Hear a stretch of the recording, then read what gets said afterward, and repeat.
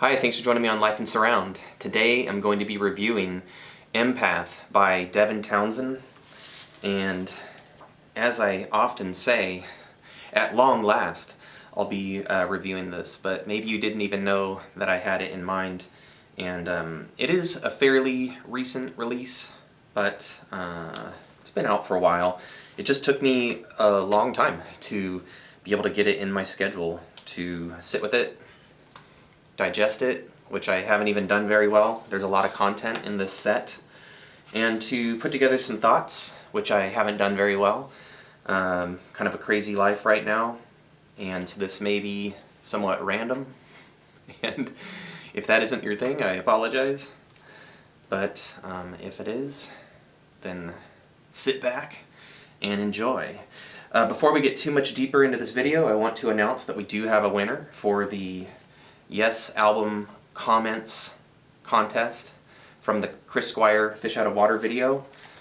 A sealed copy of the standalone Blu-ray, again thanks to my buddy Elad for sending me his extra, and also for helping to pull all of the usernames from qualifying comments into a spreadsheet and then assigning each username a number and then running a random number generator. Elad did all that, and the number that came up is 27, and he says that number is associated with Morgulus CTTE.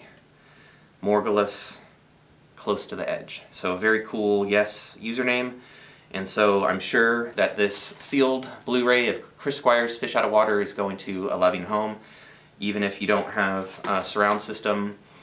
Morgulus CTTE. There's also high-res stereo on there, plus Chris Squire's commentary on the whole album, so there is definitely tremendous benefit whether you have stereo or surround setup.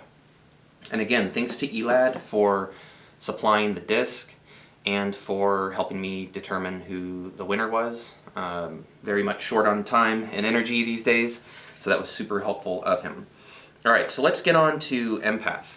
Comes in this deluxe book set, and immediately upon opening it up, you got this page with 4 discs. Count them: 1, 2, 3, 4. And my CDs are over on the desk to my left, your right, and so that's why they're not here. But there are 2 Blu-rays right here.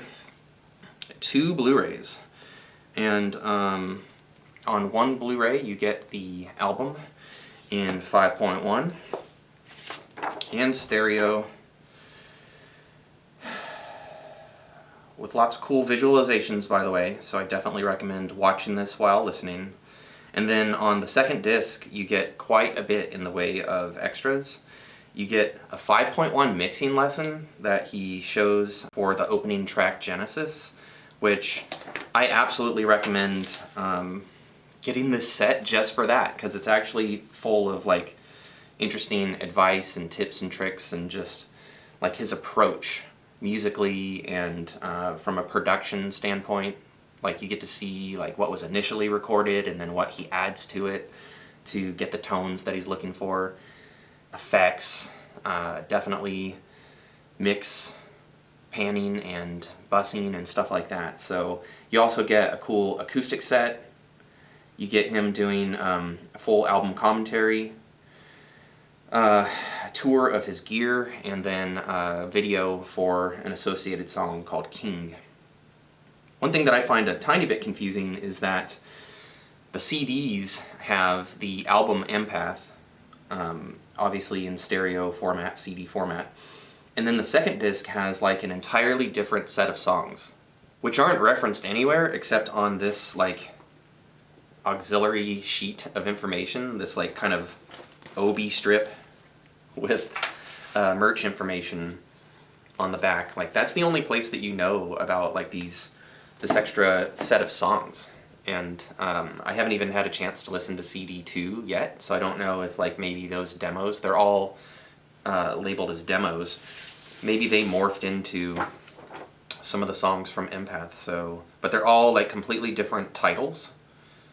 And so, I don't know, probably somewhere in the commentary he went into it, but again, I have tried to digest this set, but really I guess what I did was mostly graze. Alright, so let's talk about the music. Devin Townsend, I guess, is from a group called Strapping Young Lads, and I'm not familiar with that group or with any of Townsend's previous work. I picked this up because he chose to mix it and release it in lossless 5.1. And a cool thing that we glean from his commentary is that he thought that this would be a great album to begin his journey into 5.1 with because it's so layered, and he is already going to be pushing past and going to Atmos and getting even more immersive. So kudos to him. I definitely wanted to support an artist who is getting their start in surround. He has delivered a very impressive surround mix. Sounds great on my systems. He makes very active use of the surrounds. It is by no means the most discreet approach ever, but the surrounds do carry important musical information, meaningful accents. I'm just saying that you're not typically going to have like main parts hanging out there all the time. But the surrounds are used effectively. You definitely are immersed in this album and then delighted from time to time sonically. So I think he's done a super great job. Musically, this isn't always my cup of tea. I understand and appreciate and enjoy that he goes from like extremely light and choral and kind of quirky into like all the way to like, you know, blast beat, death metal type of style. There's a giant range of style on this album. It's fairly eclectic and it's extremely dynamic. And I do appreciate that. I guess my one caveat would be I don't always enjoy the death metal-y sections just because of how he chose to compose them. I listen to plenty of metal, although I'd say that my heart is with thrash. I do enjoy other kinds of metal as well, and it just seems to me that like when we get his death metal sections, he does this like 32nd or 64th note roll on the bass drum, and it's just a little bit monotonous for me, and I wish there was a greater variety in how double bass drum blasts are utilized.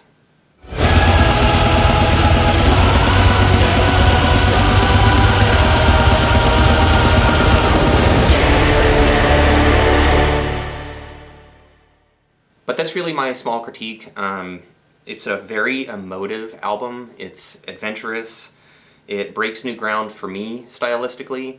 I like that he has blended like some very sincere, pensive, thoughtful lyrics in with like barnyard animal sounds. Yeah, this is weird and eclectic, and also just emotional. Yeah, it's interesting. I'm not sure I've experienced anything quite like it, which is cool. And it's filled with really neat artwork where it's like animals that are on kind of a space adventure. And I'll show you some close-ups of these. But you get these animals that are kind of like on a space adventure and maybe some sort of a space battle of some sort. And this is who I believe is kind of the villain of the story. And I'm not sure who that represents because I think Townsend is the sloth that you see in the beginning. But like any album artwork that features pugs in space is definitely a winner for me. And you get lots of information in this book. Pugs in space. So, yeah, if you're into quirky, if you're into something that feels very unique, if you can handle a huge range of style and dynamics, all the way from like chamber choir type choral quirkiness to like the most bombastic death metal type of style that at least I can imagine, although I'm not an aficionado. Like, this could be the album for you. As far as value goes, 2 Blu-rays are packed with features, and you get the album on CD and then a whole extra CD of I don't even know what yet. So I wouldn't have bought the set, I don't believe, if it was more than like 40 or 50 bucks. So the value is definitely there, in my opinion. Very well done. The music sounds great, and the mix is great. And so I think the one determining factor is like whether you like this musically. So like in my case, I auditioned this on Tidal and found it to be like intriguing enough to go for it, to dive in. I know a lot of people who really love Devin Townsend, and I wanted to see sort of where they were coming from, and I do find this enjoyable. There are just a few passages that become a bit repetitive for me, and other than that, I enjoyed sitting with this, going on this kind of like space adventure for animals, which are like analogous to different human feelings and personalities and stuff. And he goes all into it, so like you can dig as deep into his philosophy behind this album as you wish to. And I look forward to seeing what he does in the future, particularly if he is successful with pushing forward into Atmos production. This style of music could be killer in that sense, because it's just packed with like sound effects and enforcing layers of music and tidbits that I think would translate really well to like a globe all around you. So I'm really looking forward to that. Hey, give us your thoughts. Do you have this set? Do you like Devin Townsend? What are your favorite albums of his? What should I check out, given that I enjoyed this to a pretty significant degree? Don't forget to like, subscribe, ring the notification bell, comments and all that. Help the YouTube algorithm. Consider this channel to be important, and it gets surround music appreciation out to more people like you. So I appreciate your time. Thanks for watching. And until next time, live life in surround.